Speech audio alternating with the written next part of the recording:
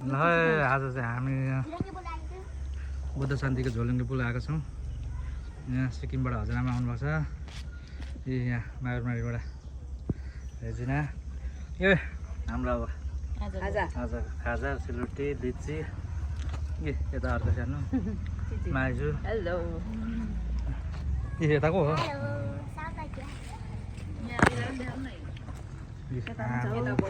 अर्को यता अर्को बडीगार्ड।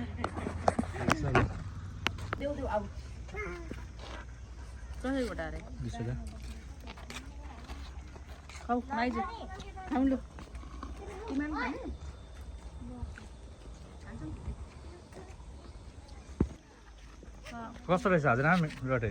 एकदम जाम नानी कोही मान्छे भने लिचीमै भुलिनु भएको? मैले चाखेको छुइनँ।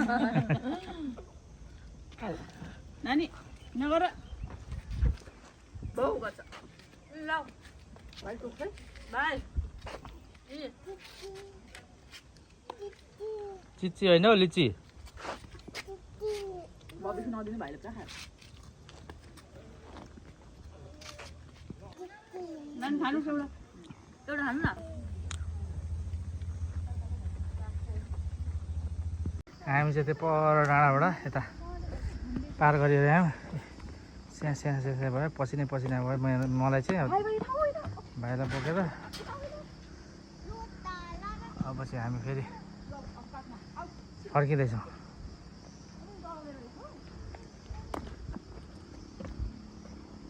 अँधेरो भइसक्यो, बत्ती बोलिरहेछ।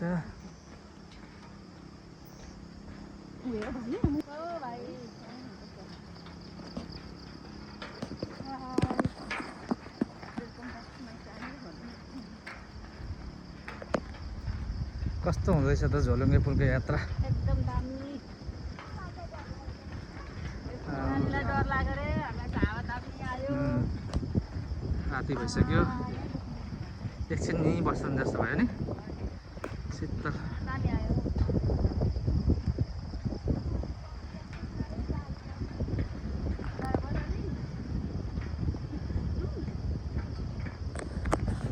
थाकेको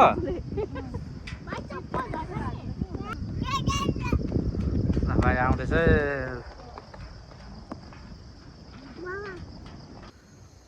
फाइनली हामी तर्यौँ झोलुङ्गे पुल। अँधेरो अँधेरो भइसकेको छ। भाइ यहाँ छ, भाइ पनि झोलुङ्गे पुलमा हिँड्दा हिँड्दै लड्यो।